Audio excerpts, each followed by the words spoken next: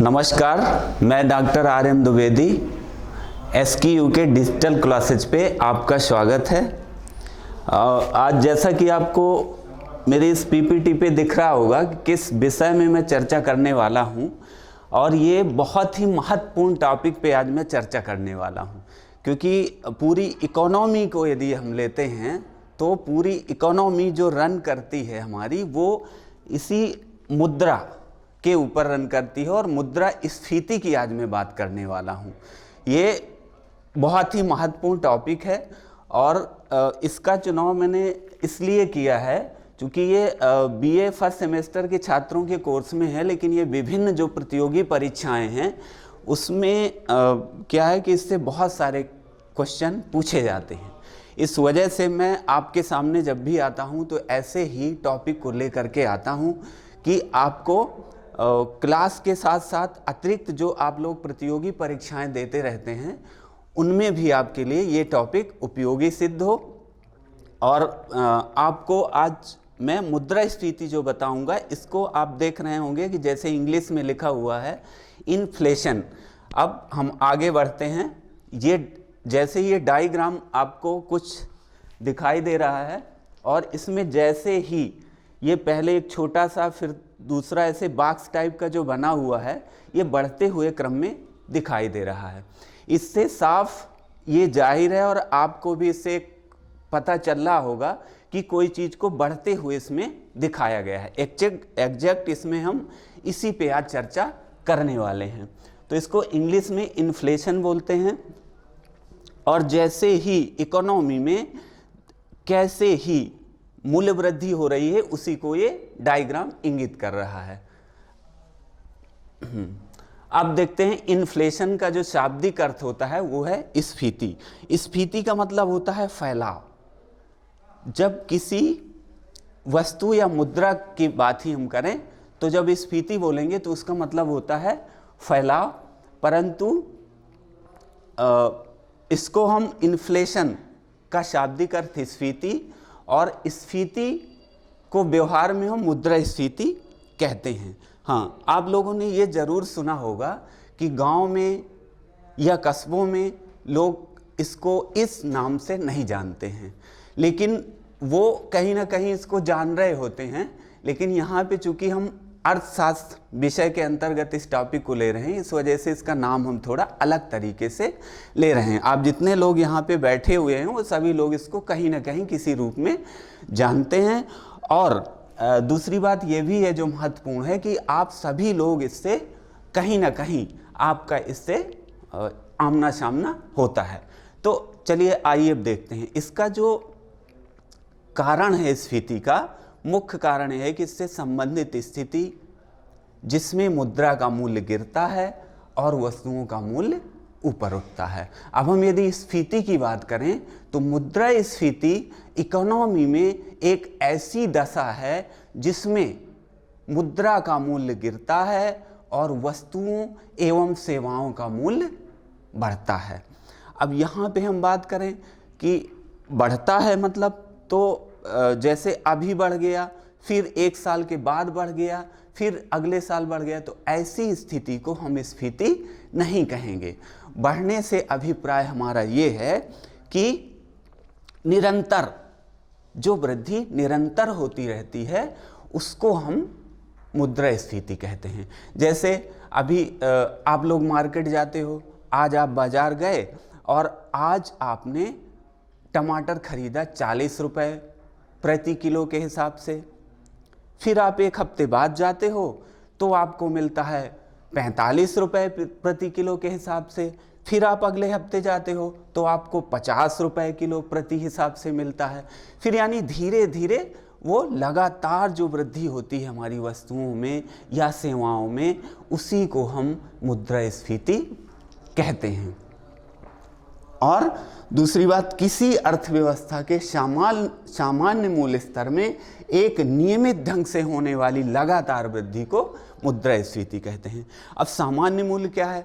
सामान्य मूल्य में बहुत सारी वस्तुएं आ जाती हैं। जैसे आप लोग खरीदते हो तो एक वस्तु आप लेते हो तो उस वस्तु का मूल्य हो गया। लेकिन जब मार्केट से आप बहुत सारी वस्तुएं खरीदते हो, आपने मान लीजिए कि जैसे सब्जियों को लेते हैं, आपने टमाटर खरीद लिया, बैगन खरीद लिया, गोभी खरीद ली, मटर खरीद ली, या कई सब्जियां आपने जब खरीद लिया, तो उनका जो एवरेज मूल्य है उसको हम जब कैलकुलेट करेंगे और देखेंगे तो उसी को सामान्य मूल्य बोलते हैं। एक वस्तु के लिए उसी का केवल मूल्य होगा। जब हम बहुत सारी वस्तुओं के मूल्य को जोड़ते हैं और जोड़ करके उनका एवरेज जो मूल्य है वो निकालते हैं तो सामान्य मूल्य कहलाता है। अब देखते हैं कि यह एक समष्टिभावी अवधारणा है, यानी यह माइक्रो और मैक्रो जो टू टाइप्स की हम बात करते हैं, टू टाइप्स के जो अर्थशास्त्र पढ़ते हैं उसमें से ये समष्टिभावी है, यानी ये माइक्रो लेवल की जो ये समस्या है, जो स्फीति है, ये माइक्रो लेवल की है। कहने का अभिप्राय ये हुआ कि यह किसी एक क्षेत्र पे होने से आप इसको स्फीति नहीं बोलोगे, यानी इकोनॉमी के समस्त पूरा जो क्षेत्र है, पूरे एरिया पे जब वस्तुओं व सेवाओं के मूल्य में वृद्धि हो जाती है उसी को आप स्फीति बोलते हो। तो वह एक समष्टिभावी है, क्लियर है। अब इसको देखते हैं। मुद्रास्फीति यद्यपि वस्तुओं और सेवाओं के सामान्य मूल्य स्तर में वृद्धि को सूचित करती है, परंतु सामान्य मूल्य स्तर की प्रत्येक वृद्धि और हर समय की वृद्धि को मुद्रास्फीति नहीं कहते हैं। अर्थात अब आप बोलोगे कि अभी आप बोल रहे थे कि वस्तुओं के मूल्य में वृद्धि हो गई तो मुद्रास्फीति, हाँ बिल्कुल ऐसा ही है, लेकिन अब यहाँ पे प्रत्येक वृद्धि को थोड़ी कहेंगे कि प्रत्येक वृद्धि, जैसे अभी आपने कोई वस्तु लिया, फिर आपने 2 साल बाद लिया और फिर उसका मूल्य बढ़ता है, तो इसको मुद्रास्फीति आप नहीं कहेंगे। यदि लगातार उसमें कोई वृद्धि हो रही है मूल्य की तो वो मुद्रास्फीति कहलाती है। अर्थव्यवस्था आर्थिक उतार चढ़ाव होते रहते हैं। आपको पता है कोई भी इकोनॉमी होगी तो उसमें आर्थिक उतार चढ़ाव होते रहते हैं। अब यह आर्थिक उतार चढ़ाव क्यों होते हैं, इसके अलग अलग कारण हो सकते हैं। तो इसके पीछे कई सामयिक कारण हो सकते हैं। सामयिक मतलब जो करंट में चल रहा हो, जो अभी वर्तमान का हो, उसको समसामयिक बोलते हैं। आप लोग सभी ये जानते भी हैं। तो किसी विशेष समय जलवायु तथा मौसम संबंधी कारणों से, अब जैसे जलवायु या मौसम संबंधी कारणों से, यदि आप जानते हैं कि हमारी जो भारतीय अर्थव्यवस्था है वो कृषि पे आधारित है और यहाँ पे लगभग वर्तमान में 68% जो लोग हैं वो किसी न किसी तरह से कृषि व उसकी जो संबद्ध योजनाएं हैं कृषि के अंतर्गत जो आती हैं उनके अंतर्गत ही कार्यरत हैं। तो और कृषि हमारी किस पे आधारित है, मानसून पे आधारित है, जलवायु पे आधारित है। तो जब मानसून पे आधारित है तो निश्चित रूप से यदि जलवायु में परिवर्तन होगा, ग्रीन हाउस इफेक्ट आएंगे या मौसम में ऐसा कुछ आएगा कि जो जिस टाइम पे हमें कृषि के लिए बारिश चाहिए, वर्षा होनी चाहिए, वो नहीं होगी, और जिस टाइम पे नहीं चाहिए उस टाइम पे होगी, तो क्या होगा, इससे जो कृषि उत्पादन हैं वो हमारे खराब हो जाएंगे।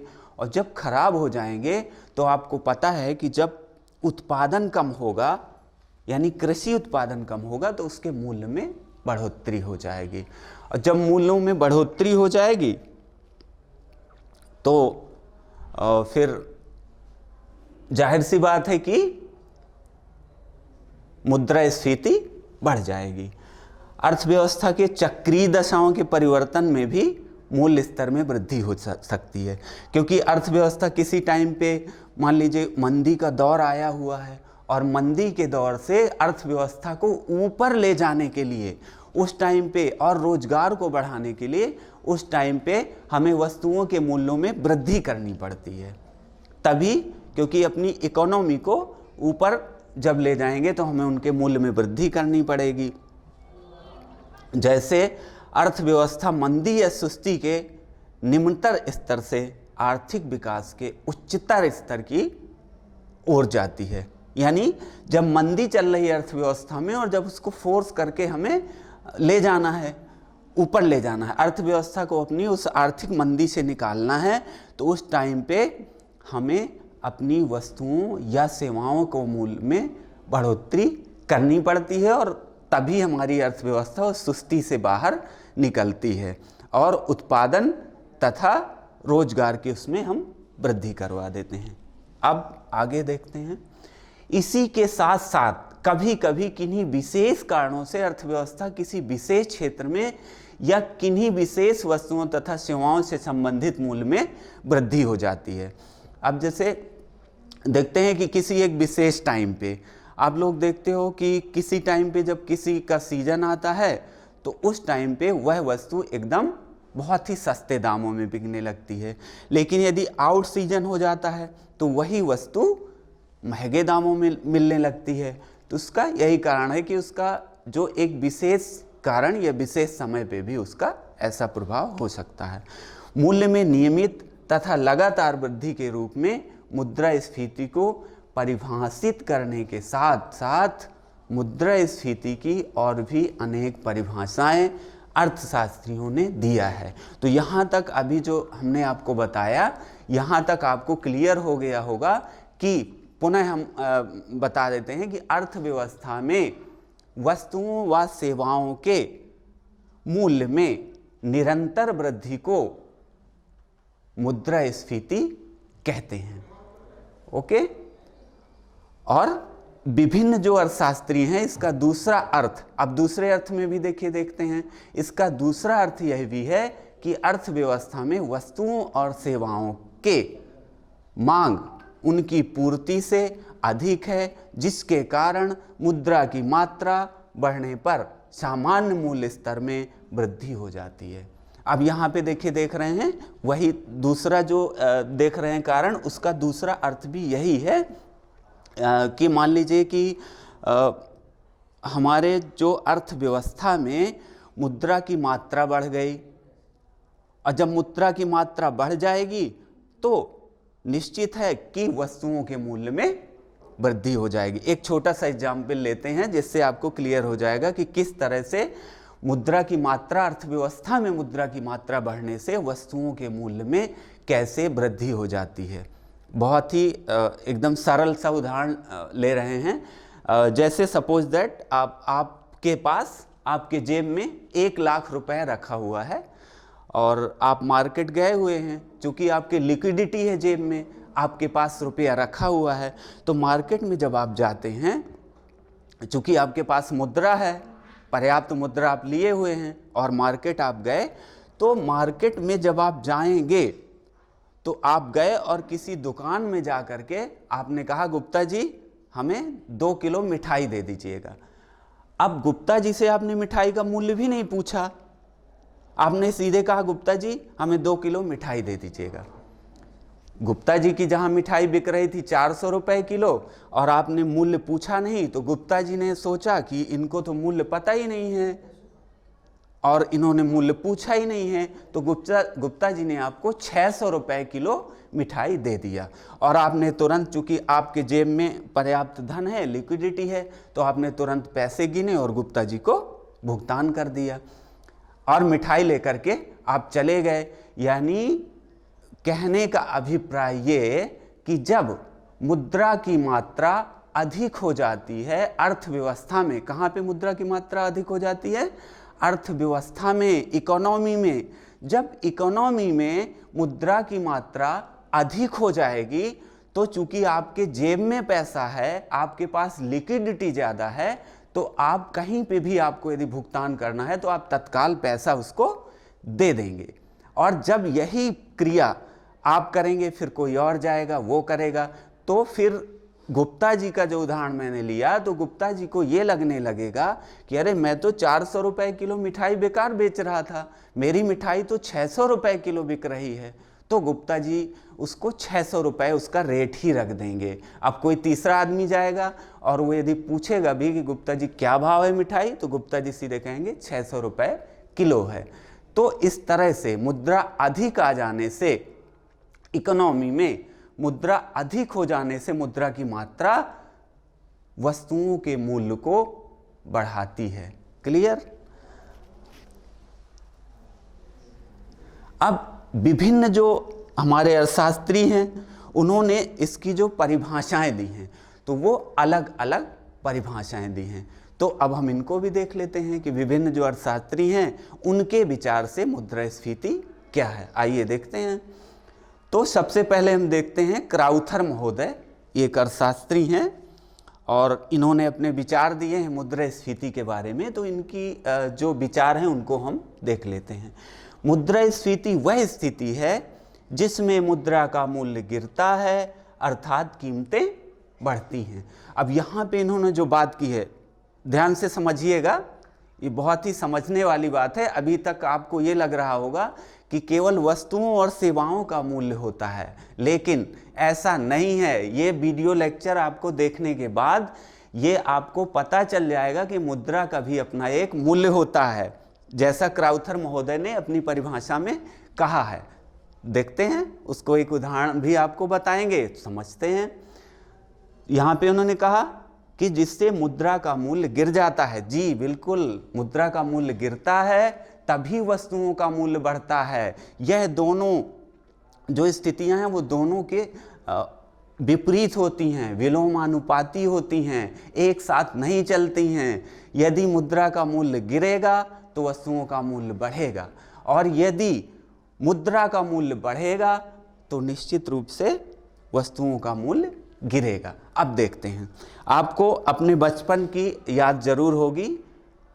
आपने अपने बचपन में 1 रुपए में बहुत सारे टॉफियां या अन्य वस्तुएं खरीदी होंगी।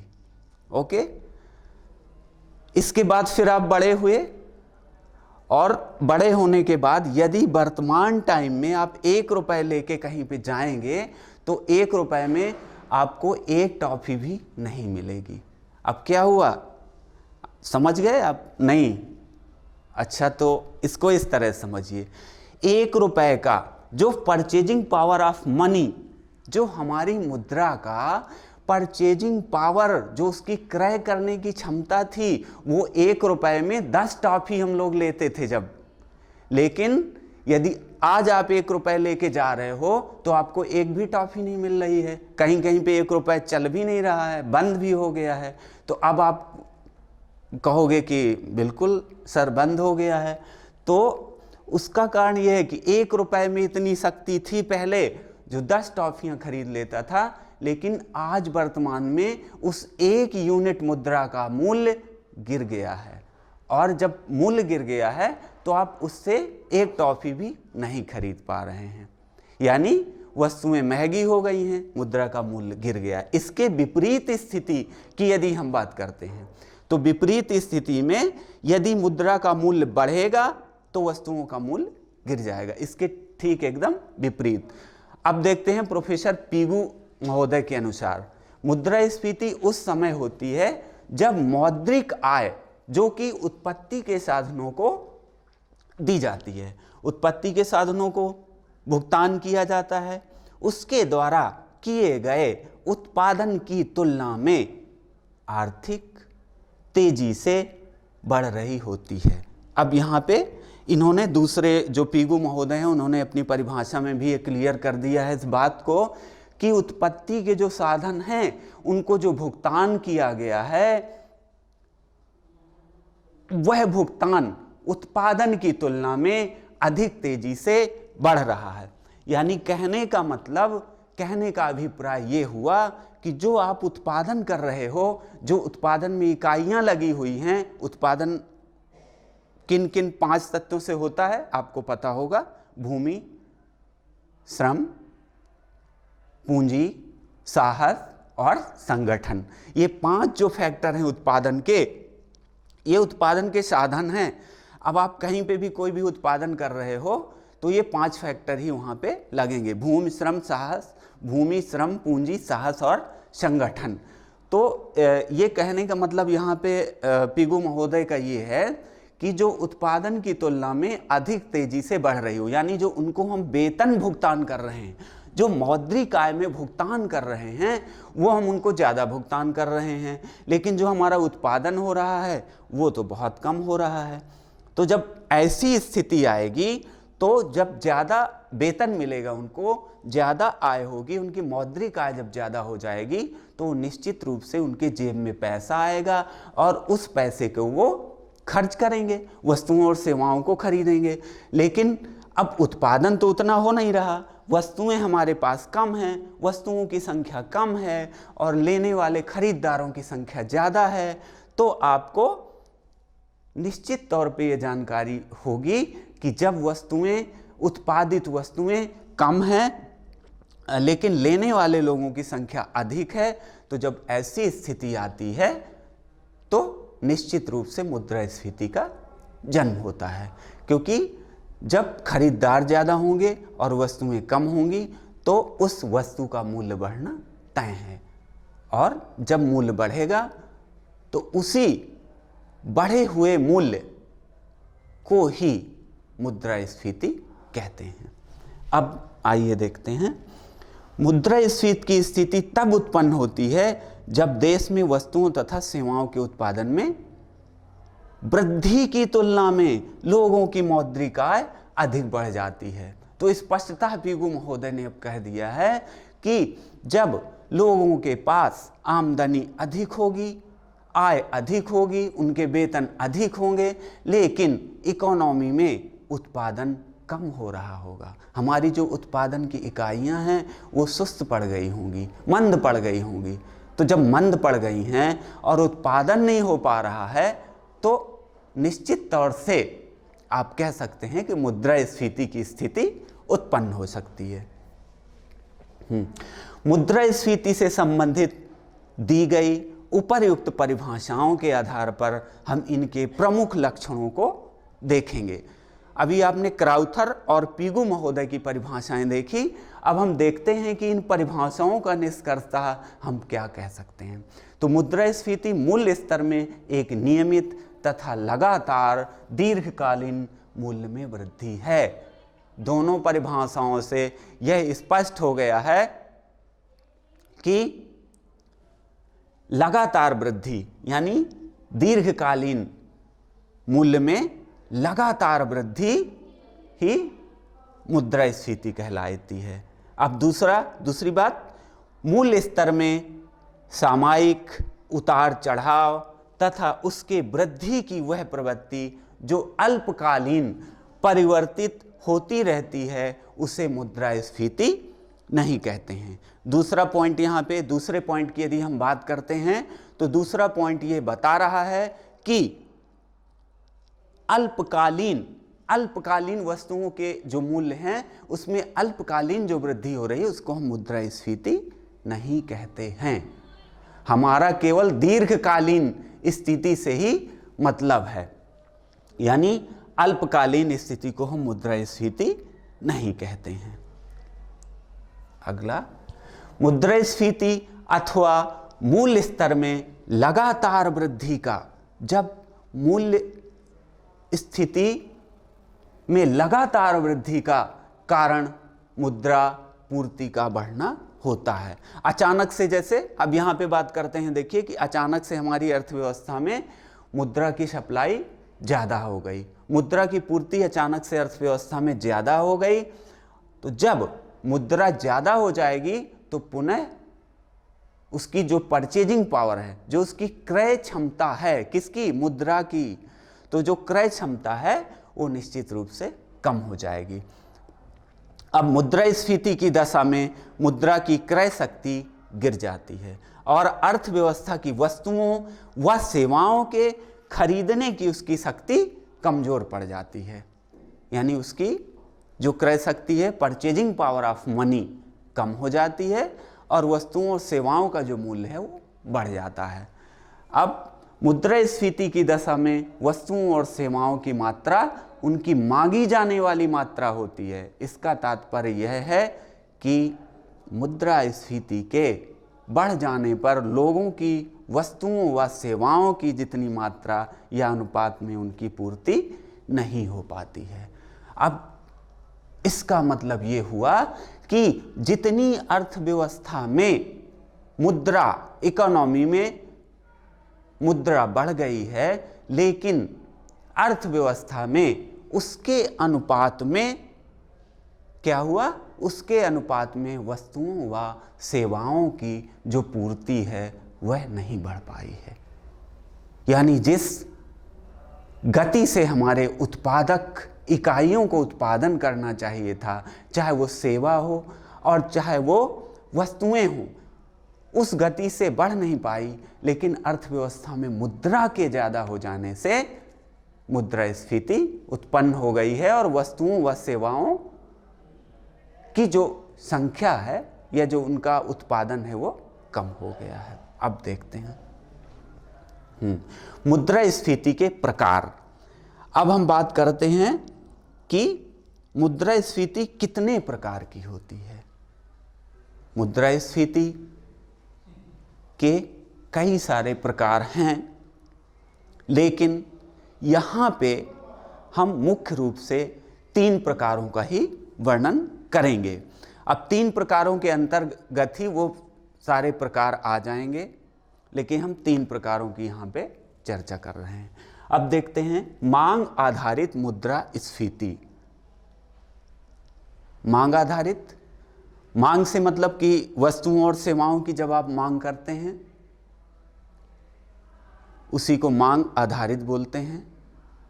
मान लीजिए अर्थव्यवस्था में किसी वस्तुओं व सेवाओं की पूर्ति उस एक निश्चित समय में उतनी हो रही है, लेकिन अचानक से आप बहुत सारे लोग उस जो वस्तुएं हैं उस टाइम पे उपलब्ध हैं उनको खरीदने के लिए मार्केट की तरफ आप चले जाते हैं, और अचानक से जब मांग बढ़ जाती है तो क्या होगा कि उत्पादन उतना हो नहीं पाएगा, इतना जल्दी हो नहीं पाएगा, तो वस्तुओं का मूल्य बढ़ जाएगा।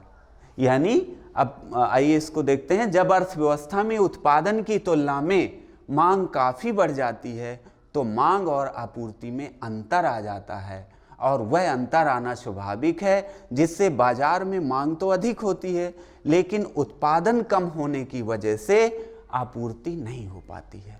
जब आपूर्ति नहीं हो पाएगी तो वही वाली कहानी आएगी कि एक अनार 100 बीमार। यानी सभी लोगों को उस वस्तु चाहिए लेकिन वो उत्पादन उतना है नहीं। जब है नहीं तो कहाँ से आएगा? इसकी ऐसे समझते हैं, आपको पर डे घरों में सब्जी बनाने के लिए कॉमन सी सब्जी है टमाटर। टमाटर अभी मार्केट में कुछ दिन पहले 60 हो गया था। अब टमाटर एक ऐसा उत्पादन है जो कृषि उत्पादन है, कृषि क्षेत्र से उसका उत्पादन होता है। कृषक, जो हमारे कृषक हैं, भारतीय कृषक हैं, वो लोग उत्पादन करते हैं। अब बाज़ार में चूँकि ये सामान्य जीवन में रोज़मर्रा की वस्तु आप कह लीजिए, तो रोज़मर्रा हम इसको प्रयोग करते हैं। तो जब हमें रोज़ प्रयोग करना है और उत्पादन उतना हुआ नहीं, अब सब लोगों को टमाटर चाहिए, तो सब लोग मार्केट में जब टमाटर लेने जाते हैं, सब्जी लेने जाएंगे तो टमाटर खरीदते हैं, लेकिन टमाटर वहाँ पे उत्पादन उसका नहीं हुआ है, उत्पादित जो टमाटर था वो खराब हो गया है। तो उसका जब उत्पादन में कमी आएगी और लोग ज़्यादा मांगने जाएंगे तो उसका मूल्य बढ़ जाएगा और सबको वो प्राप्त भी नहीं हो पाएगा। लागत आधारित मुद्रास्फीति। अब ये डिमांड आधारित हो गई, मांग आधारित। दूसरा है कॉस्ट, यानी लागत। अब कोई भी वस्तुएं का जब हम उत्पादन करते हैं तो उत्पादन करने में कोई ना कोई हमें लागत भी लगानी पड़ती है। यानी उत्पादन का मतलब होता ये है कि वस्तुओं के रूप में परिवर्तन कर देना, पदार्थ या वस्तुओं को परिवर्तित रूप प्रदान कर देना, जिससे उनमें उपयोगिता बढ़ जाए, यानी उपयोगिता का सृजन कर देना ही उत्पादन है। अब हम यहाँ पे बात करते हैं कि लागत आधारित मुद्रास्फीति। तो लागत आधारित हम उसके लिए कच्चा माल लगाते हैं। कोई हमें उत्पादन करना है, जैसे टेबल का उत्पादन करना है, तो हमें उसके लिए लकड़ी चाहिए, या अन्य फर्नीचर बनाना है तो उसके लिए लकड़ी चाहिए। अब लकड़ी क्या है, यहाँ पे रॉ मटेरियल्स है। जैसे हमें चीनी का उत्पादन करना है, तो चीनी का उत्पादन करने के लिए हमें गन्ना चाहिए, तो गन्ना हो गया उसके लिए रॉ मटेरियल, तो गन्ना कृषक उत्पादित करेंगे। तो मान लीजिए कोई अपकृषकों के पास ऐसी कंडीशन आ गई कि जिससे उनकी गन्ना की फसल खराब हो गई। अब जब खराब हो जाएगी तो इतना जल्दी तो उत्पादन नहीं कर पाएंगे, तो वह जो चीनी मिलें हैं उनको गन्ना महंगा देंगे। जब उनको गन्ना महंगा मिलेगा तो वो जब जो चीनी उत्पादित करेंगे उस चीनी का मूल्य वो बढ़ा करके देंगे।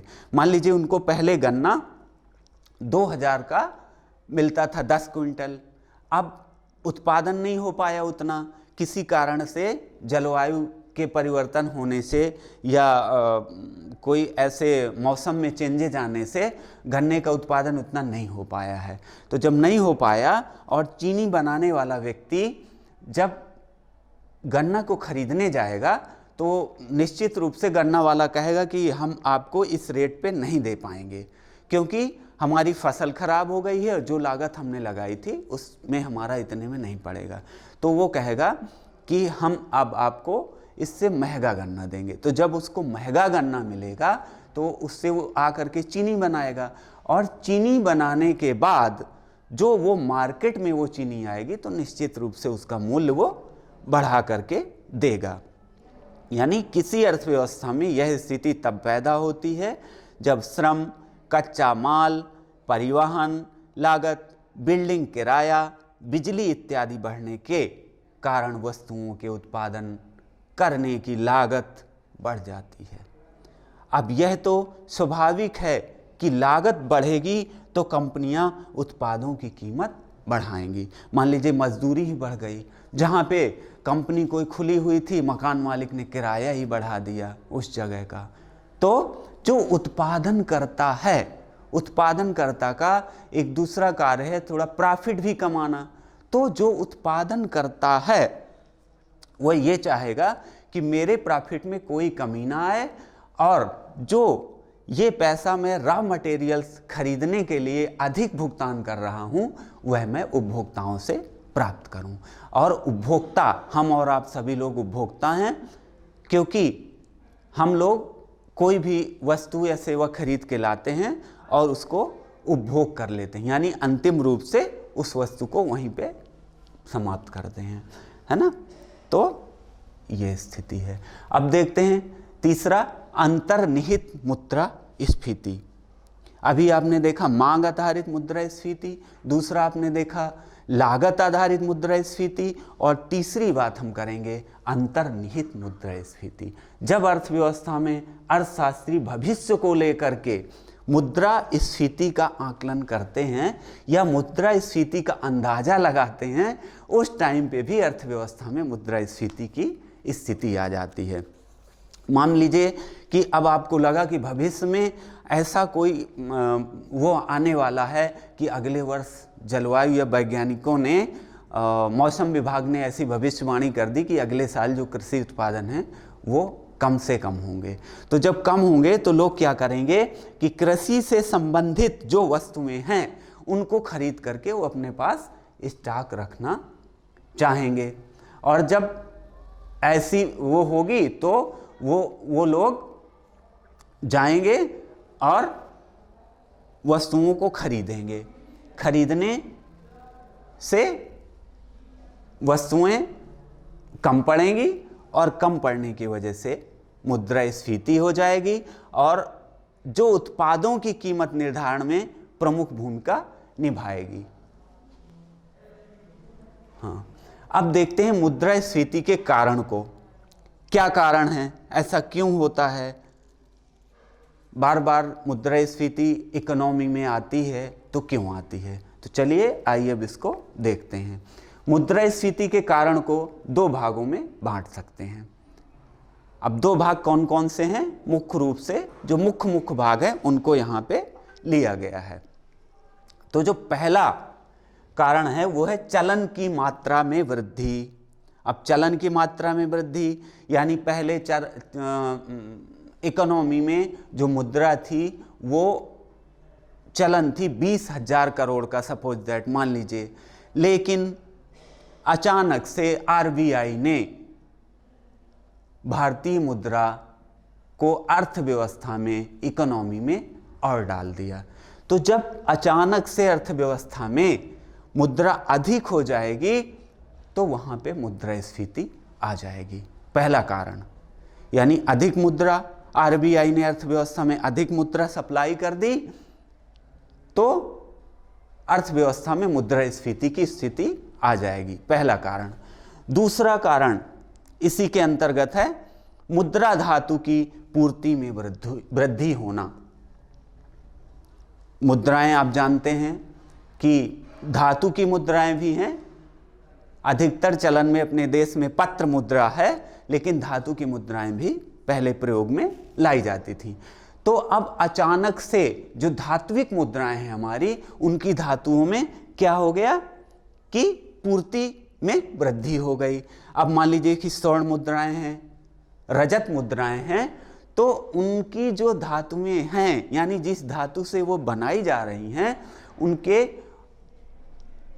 जो पूर्ति है उसमें ज़्यादा आ गई।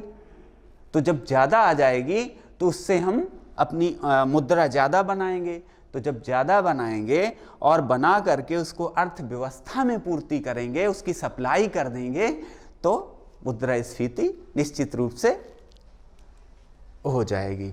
अब देखते हैं तीसरा, उसी का पॉइंट है मुद्रा एवं साख का ऐच्छिक विकास। अब विशिष्ट परिस्थितियों में सरकार स्वयं जानबूझकर चलन की मात्रा बढ़ा देती है, जिसके फलस्वरूप मुद्रास्फीति की स्थिति उत्पन्न हो जाती है। अब सरकार जानबूझ करके अर्थव्यवस्था में मुद्रा बढ़ाती है और जिससे मुद्रास्फीति उत्पन्न हो जाती है।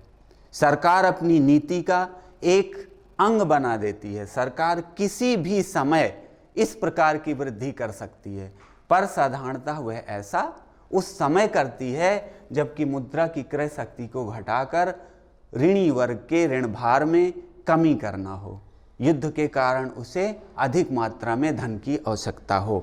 अब जानबूझ करके सरकार कब करेगी कि जब आरबीआई को या सरकार को लगेगा कि अर्थव्यवस्था सुस्ती की तरफ जा रही है और युद्ध जनित या ऐसी कोई अकाल या प्राकृतिक आपदाएं आ गई हैं, उस समय पे अर्थव्यवस्था में मुद्रा की मात्रा कम हो गई है। तो जब कम हो गई है तो सरकार आरबीआई को निर्देश करेगी और आरबीआई ऐसी नीति का निर्धारण करेगी कि जिससे अर्थव्यवस्था में, इकोनॉमी में मतलब मुद्रा या साख को ज़्यादा मात्रा में भेज देगी, जिससे लोगों के पास अधिक धन आ जाए और अर्थव्यवस्था में मुद्रा की मात्रा बढ़ जाए। मुद्रा की मात्रा जब अर्थव्यवस्था में बढ़ेगी तो उससे होगा क्या कि जो उत्पादक वर्ग है वो प्रोत्साहित होगा और अधिक उत्पादन करने को तैयार होगा, और जब अधिक उत्पादन करेगा तो जो इकाइयां बंद पड़ी थी, उत्पादक इकाइयां, वो पुनः चालू हो जाएंगी। जब पुनः चालू हो जाएंगी तो वहाँ पे मजदूर वगैरह जो श्रमिक हैं उनकी आवश्यकता पड़ेगी, और उनकी आवश्यकता पड़ेगी तो जो लोग घरों में आकर के बैठ गए थे उनको भी रोजगार मिल जाएगा। तो ये इस तरह से सरकार नीतियों को बनाती है। अब देखते हैं हीनार्थ प्रबंधन। सरकार की हीनार्थ प्रबंधन नीति के फलस्वरूप भी चलन में मुद्रा की मात्रा बढ़ जाती है, जिससे मुद्रास्फीति को प्रोत्साहन मिलता है। हीनार्थ प्रबंधन की नीति सरकार उस समय अपनाती है जब उसकी आय व्यय से कम हो। आय यानी व्यय से कम हो।